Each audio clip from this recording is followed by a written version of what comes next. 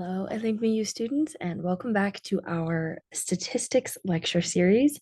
Today, we're going to be digging a little deeper into some of the descriptive statistics that we talked about in the last lecture, specifically central tendency and variability. We're going to split this lecture up into two parts. The first part, we're going to focus on central tendency, then we'll take a break, and then we'll come back and talk about variability in the next video.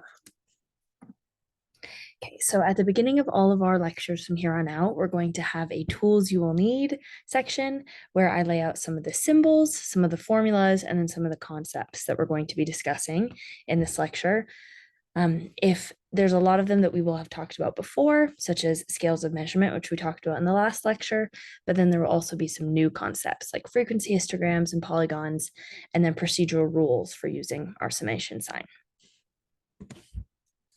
Okay, so descriptive statistics are exactly what they sound like. They are statistics that describe the distribution of scores, that describe a data set. The ones we're going to be focusing on specifically are central tendency, variability, and shape. Let's begin with central tendency. So, central tendency, the goal of this statistic is to find a single value that is most representative of the center of a distribution. So there are three different types of measures of central tendency that we use because there's not going to be a single standard procedure for finding the middle or center of a distribution. There's no one size fits all. It really depends on the data set. And so we're going to learn throughout this lecture which of these three is best in which situations. So the first we're going to talk about is the mean or the average. Then we're going to discuss the median or the middle. And lastly, we'll talk about the mode or the most frequent data point. So let's begin with talking about the mean. So the mean is going to be the numerical average or the balancing point of our data set. If you think about it in terms of if you laid your whole distribution on a plank, just like this, and your data points are represented by blocks, your mean would be where you would have to put the fulcrum right here so that the plank was perfectly balanced. It's the balancing point. Other ways to think about it are the weight of all the values on one side are going to be balanced with the weight of all the values on the other side of the mean, or mathematically, the total distance to all of the scores above the mean is equal to the total distance of all the scores below the mean. This is how we calculate it. This is the formula for mean. We take the sum of all of the scores in the distribution and we divide it by the total number of scores. Here are some properties of the mean. So the mean is what we call sensitive to the exact value of all the scores in the distribution. What this means is when you change the value of one score in your data set, that will change the score of the mean. It's especially sensitive to extreme values called outliers. So if you have an extreme data point, really a lot lower or a lot higher than the majority of your distribution, then your mean is going to change more.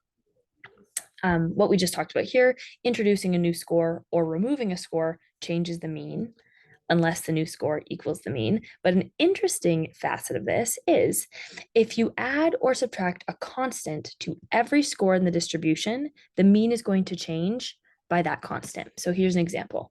If we take this distribution, these original grades, and we add 2 to every single one of them to get this distribution now, these curved grades, we can see that our mean, which was originally 89, we're going to do the same thing, just add 2, and our new mean is 91. The same thing works if you multiply or divide by a constant. So here we have a distribution. We multiply every single one of our points by 12 to go from feet to inches if you do not use the metric system. And our mean was 13 with the original data set. But now we're just going to multiply that mean by the same constant, 12, to get our new mean, 156. That's pretty cool. Another interesting point is that the sum of all the deviations from the mean will always equal 0. So if you take a data point and find the distance from the mean and add them all together, it's going to equal 0. Under most circumstances also, the mean is the least subject to sampling variation, which just sampling variation is basically if a statistic is going to be different based on the sample that you draw. The mean is going to be pretty consistent in any sample in a population compared to the other measures of central tendency. So the next one we're going to talk about is the median. The median, instead of being the balancing point, is now just the midpoint. It's the middle. Half the values are above it and half the values are below it. It's the score that divides the distribution exactly in half, the 50th percentile. A key point here is we're not just locating the midpoint between the highest and the lowest values. You're not just saying, okay, I'm going to take the highest value minus the lowest value, and I'm going to find the one in the middle. Sometimes it works out that way, but what you're actually doing is you're organizing your values from smallest to largest, and then you're finding the one that's exactly in the middle. So if there's an odd number of values, you're going to select the score that's exactly in the middle. Here we can see there's 1, 2, 3, 4, 5, 6, 7 scores above it, and 1, 2, 3, 4, 5, 6, 7 scores below it as well. If there's an even number of values, you're not going to have an exact middle score. So you're just going to take the average of the two. These are the two middle, and then the average of 4 and 5 is 4.5. So that would be our median.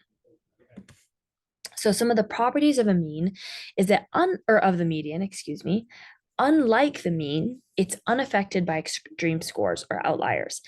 The median is less concerned with the numerical value of the data points and more with just how many data points there are, if that makes sense. If you add, it doesn't matter if you add a 10 or a 1000 to the end, the median's only going to shift over 1. However, it is more subject to sampling variability than the mean. So what that means is your median isn't going to be as consistent among different samples from the same population as the mean is. If a distribution is symmetric, like this one down here, the mean and the median are going to be the same thing because the mean is the balance point. So in a symmetrical distribution, it's exactly in the middle. And then the median is the middle point. So it's always going to be in the middle. If your distribution is not symmetric, your mean and median will not be in the same place. And we'll get more into that later. This is an interesting point as well. The mean is defined by scores with equal distances above and below it. The median is defined by scores with equal frequencies, an equal number of scores above and below it. And finally, we're going to talk about the mode, which is just going to describe the most typical or commonly occurring score in a frequency distribution. Basically, which data point appears the most frequently. Here, we can see that 8 appears 3 times, which is more than any of the other data points, so 8 is our mode. The disadvantages of the mode, or a key point is, the mode is the only measure of central tendency that needs to correspond to an actual score in the data. The mean and median can correspond to an actual score, but they don't need to. The mode always has to be an actual score that is represented in the distribution. The disadvantages of the mode are that it honestly ignores a huge part of the data, which is why we don't really use it when we're summarizing quantitative data. We use it in very specific situations, which we'll talk about later. And another note is it's possible to have no mode if all of your values are the same or more than one mode, either a bimodal or multimodal distribution. So now let's go through some of the various shapes of distributions and compare where we would find each of the measures of central tendency in relation to one another. If you want, you can pause the video before I explain why the central tendency measures are where they are and see if you can reason through that yourself. So for this first section, we're looking at a symmetrical unimodal distribution. Unimodal just means there's one mode. In a symmetrical unimodal distribution, your mean, your median, and your mode are going to be the exact same place. Your mode is pretty easy to find on a graph. It's just the highest point, the x value that has the largest frequency. The median is the middle, so it's going to be in the middle. Cut that symmetrical distribution in half, and then your mean is also going to be in the middle because each score on the left corresponds with the score on the right. This is also a symmetrical distribution, which means the mean and the median are going to be in the same place, remember? But since all of our x values have the exact same frequency, they appear the exact same number of times, there's no mode in this distribution. So mean and median are the same, but there's no mode. This is a symmetrical distribution again. So Remember, in a symmetrical distribution, mean and median are always in the same place, but this one is bimodal. So that means it has two modes. The two high points, one is right here and one is right here. Two modes. This is also a bimodal distribution, but it's our first asymmetrical distribution that we've looked at. So it is bimodal, and I know what you're thinking. This mode looks a lot higher than this mode, and that's true. This mode appears much more frequently than this one does. So why are we calling it bimodal? Why don't we just determine that this one's the mode and leave this one apart? The purpose of a mode is to determine the relative, the purpose of a mode is to determine which X value or which data point is higher relative to the rest of the distribution. And obviously this one it's the highest, but in the context of the shape of this graph, this is also a high point. So anytime there's a peak in your distribution, that's going to be called a mode. So there's two modes here. The median is going to be exactly in the middle of your x-axis every time, but then your mode or your mean, is going to be pulled towards where, towards either your outliers or where the majority of your data sets are. So since there's a lot of x values over here with a high quantity of them, the mean is going to be pulled over in that direction. Conversely, now we're looking at skewed data sets. So in skewed distributions, there's a strong tendency for the mean, the median, and the mode to be located in different but predictable places. So let's look here first at a positively skewed. Positively skewed just means that the skew or the tail is on the positive side of the x-axis. So here, your median's exactly in the middle, your mode is at the high point of the graph, but your mean is always going to be pulled, remember, towards your outliers. These are our outliers here. So the mean is going to be pulled more towards the outliers than the median is. Same thing is true, but just flipped for a negatively skewed graph. Mode is at the high point, median's in the middle, mean pulled towards the outliers or the tail. This is how we're going to choose the best measure of central tendency. I'll let you go through this graph yourself, but I'm going to point out a few key points in how to choose which measure of central tendency best represents your data set.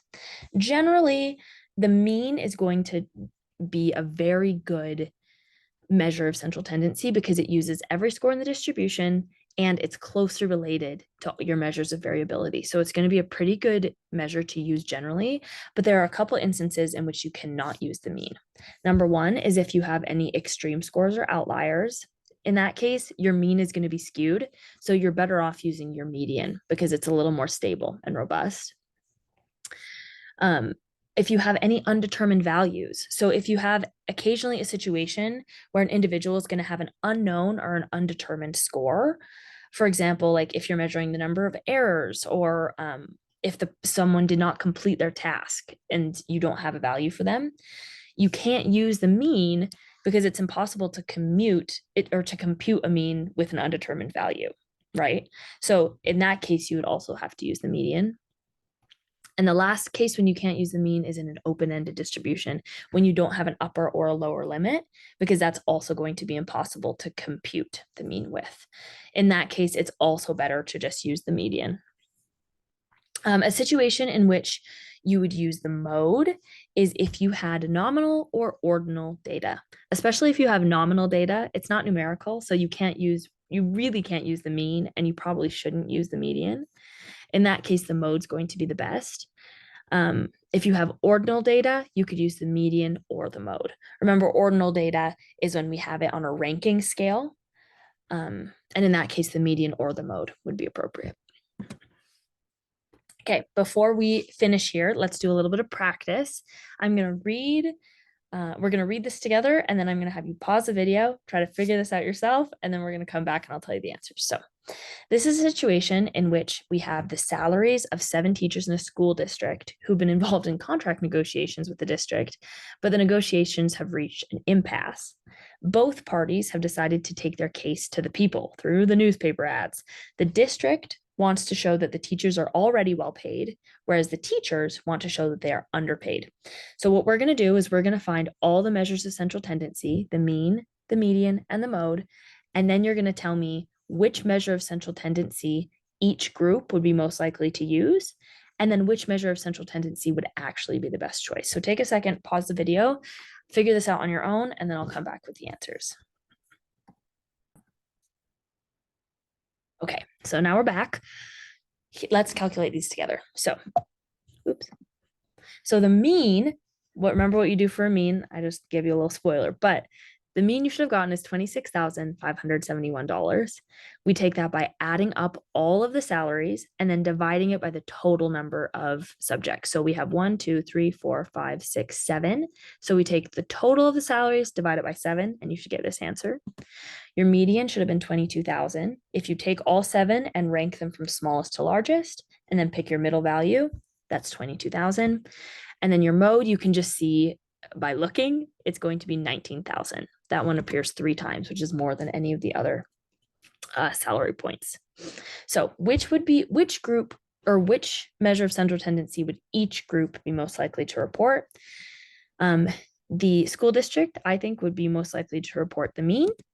Oh, this is just showing it to you on a graph, or the mean, because it's the highest. So they want to show that their teachers are already well paid. Whereas the teachers themselves would probably report the median or the mode, because it's, I would say, probably the mode to show that they are underpaid. Again, another example of how these are all measures of central tendency, but they all tell different stories, right? And then finally, which measure of central tendency would be the best choice as the representative center? The median would be the best choice in this situation, because we have an outlier, which means that our mean is going to be skewed, and probably shouldn't use that, higher than it really should be. And then the mode is just a little bit lower and doesn't really tell us about the center of our distribution here. So with that, we're going to take a break and then come back and talk about variability in our next lecture.